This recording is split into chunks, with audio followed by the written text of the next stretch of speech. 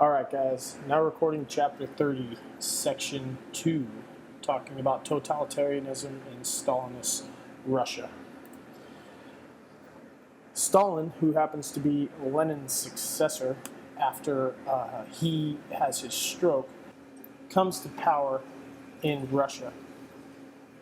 He dramatically transforms the government of the Soviet Union, and Stalin is very determined that the Soviet Union will find their place, both politically and economically, among all of the powers of the nations, especially that of the United States. And Stalin is going to work to rid himself of any opposition that could be within the Soviet Union or outside. So he's going to take some very drastic ideals. When we talk about totalitarianism, it is a government that takes total centralized state control over every aspect of both public and private life. And the leaders are going to provide a sense of security, and they'll use a wide range of tactics to control all of those aspects. How does a government take over total control? A couple of different ways. They usually are going to provide some sense of security to give direction for the future. And in the 20th century, widespread mass communication makes it possible to reach into all aspects of citizens' lives. And a dynamic leader who can kind of build on those policies can justify the actions and head the most totalitarian governments. They're going to use things like secret police to kind of crush those government uprisings, any kind of central government uprisings that may happen. They'll spy on different citizens, intimidate them, sometimes use even brutal force and murder to kind of achieve those goals. And no one is exempt from those actions or accusations in the enemy of the state. They use other ways as well, right, to go with that too. Indoctrination is another one, or instruction in the government's beliefs to kind of control people's minds. A lot of times we see this at the level of the schools. Education is absolutely essential to doing those things. And it's a way to glorify the leader and his policies and convince all citizens that really their unconditional loyalty and support are required indoctrination with that. And it begins very young. And we'll see in a couple slides here a picture of these young kids in front of Stalin, and it's a propaganda kind of ideal that we're talking about, which leads us into the next thing, propaganda and censorship. Those are biased or complete control of information that is used to sway people to accept beliefs or actions. And a lot of times you see this by controlling of mass media. Those are huge forms of things that take place. Generally, you're appealing to certain beliefs or actions that go with that. Film, all types of different publications, things like that go all hand in hand inside of society. And then you have religious and or ethnic persecution, in which totalitarian leaders are often going to create enemies of the state, and able to blame things to go wrong. We see this in Stalinist Russia. We also see this later on, we'll talk about it, in Hitler's regime, where he blames the Jews for a lot of things. So you start to see that these ideals are all intertwined. This slide here, guys, kind of shows you the key traits of totalitarianism. The ideology at the top, setting goals of the state, glorifies the aims of the state, justifying government as well. You'll see demands of loyalty, denying basic leadership or liberties, except personal and sacrifice for the good of the state. And those types of things are all abound as well. So take a look at this slide and just remember that one before we get into it. Stalin's next goal is going to be creating a perfect communist state throughout Russia. To realize that, he understands that he has to transform the Soviet Union into a totalitarian state. So he does this by destroying his enemies, whether they are real or imagined. Oftentimes what we see, guys, is that Stalin will erase memories of people. And I can show you that on another slide here of what we see, both real and imagined. A police state. Stalin builds a police force to kind of maintain his power And the secret police are going to use things like tanks and armored cars, all stopping riots. They're monitoring all your telephone calls, reading your mail, planting any kind of informers all over the place. And children are going to be asked to even tell authorities on their parents if things are going wrong. And that's all a part of that indoctrination that we talked about earlier. In 1934, Stalin's going to go against a lot of members of the Communist Party, and in 1937 he launches a campaign known as the Great Purge. It was basically terror directed at eliminating anyone who would threaten his power. So you have old Bolsheviks who helped stage the revolution in 1917 standing trial, and oftentimes they're either going to be executed or sent off to these labor camps for crimes against the Soviet state.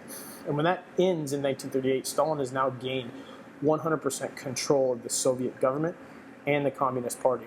And historians are going to estimate that during that time, he was responsible for 8 million to 13 million deaths as it was. This next slide is an example of kind of Stalin controlling all media. The picture on the right is the original picture. It has Nikolai Yezhov, who's walking with Stalin in 1930, one of his comrades, as they were called. He's killed in 1940 and then edited out of the photo in the picture on the left by different Soviet censors. So just another way that Stalin is kind of controlling all of these different ideals.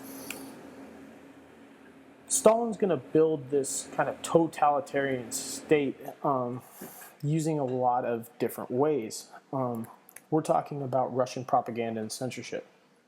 He controls all papers, movies, radio, all other types of forms of communication that go with that, and just another way in which he can kind of portray different forms to the crowd. Doesn't like creativity in any way, shape, or form.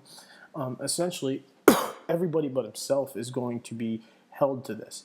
And we see this in a lot of ways, but it also starts, too, with the indoctrination and education.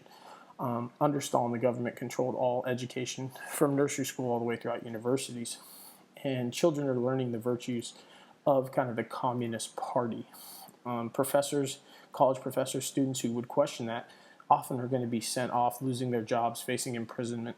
And the Soviet Union, the party leaders of that, are going to lecture workers and peasants on the ideals of communism, stressing the importance of sacrifice to your country. So you can see how those groups are really a big part of it. And then religious persecution is another big form of this. Communists aim to replace religious teachings with the ideals of communism under Stalin. And they basically take out the Russian Orthodox faith. They become a very main target of persecution. And you have other religious groups who are suffering greatly too. Essentially, it is a form of really atheistic styles replacing religion essentially with communism.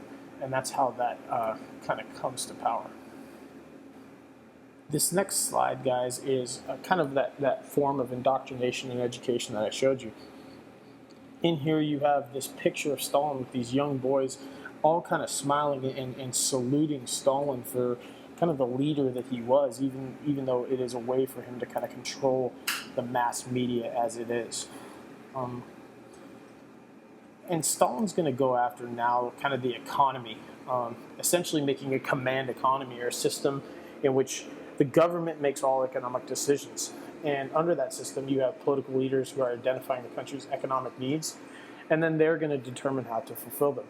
Very different, in fact, from the ideas of capitalism, where it's free market trade and those types of things, where you're given the opportunities to kind of run your own style of business and the way you wanted it to.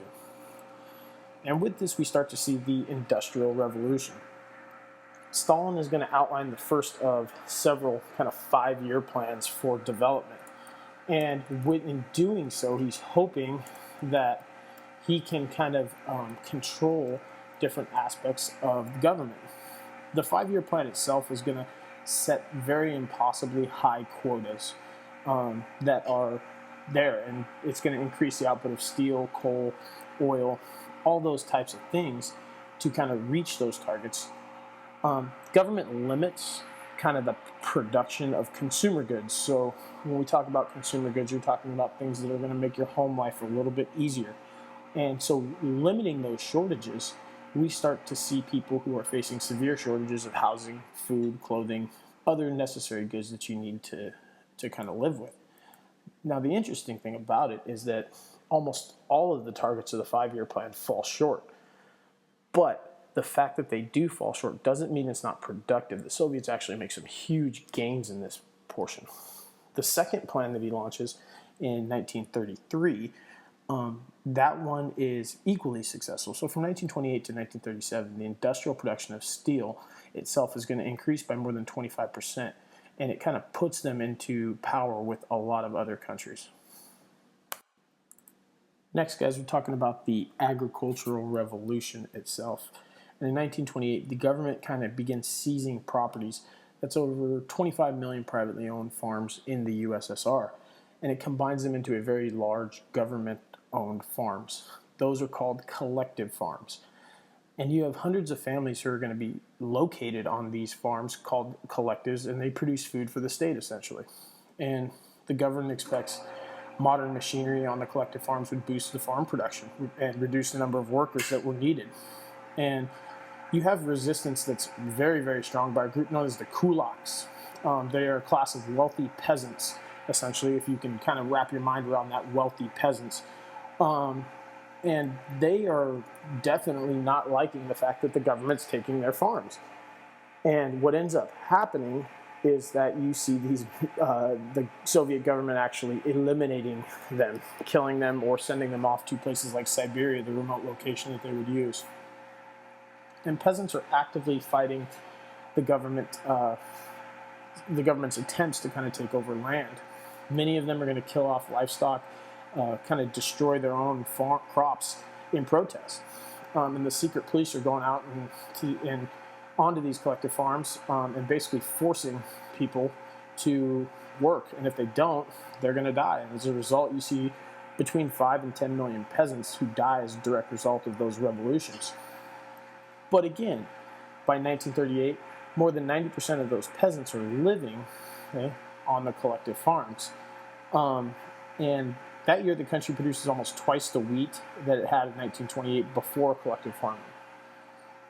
In areas where it's more difficult, the government set up state farms, and those state farms are going to operate a little bit more like factories. The workers are going to receive wages instead of sharing the profits, and those farms are much larger than the actual collective farms itself. And the picture there is the Soviet propaganda kind of depicting people who are working happily. You can see the three women there on the left kind of looking up at the camera, working happily on these collective farms. Daily life under Stalin, guys, is kind of unique in that his rule kind of revolutionizes Russia, but the citizens found their personal freedoms very limited at those times. Women's roles are going to expand quite a bit during this period of time. People are better educated and they master different technical skills.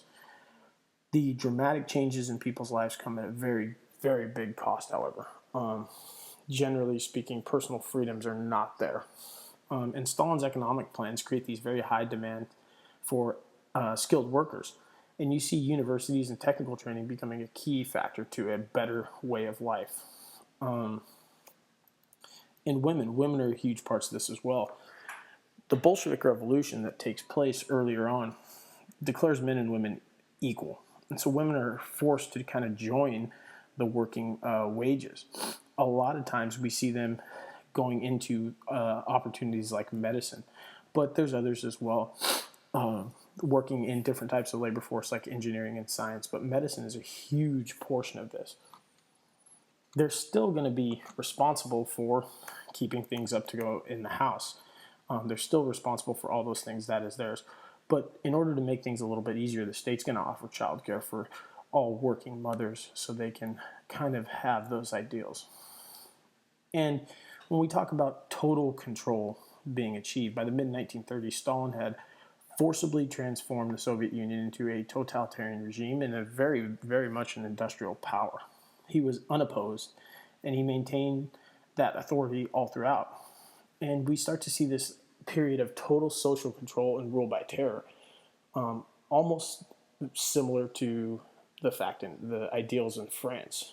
And this rule by terror takes over instead of a constitutional type government. Next section, guys, we're going to talk about China falling under the influence of the Marxist and communist theories as well, and kind of linking that in a little bit further on.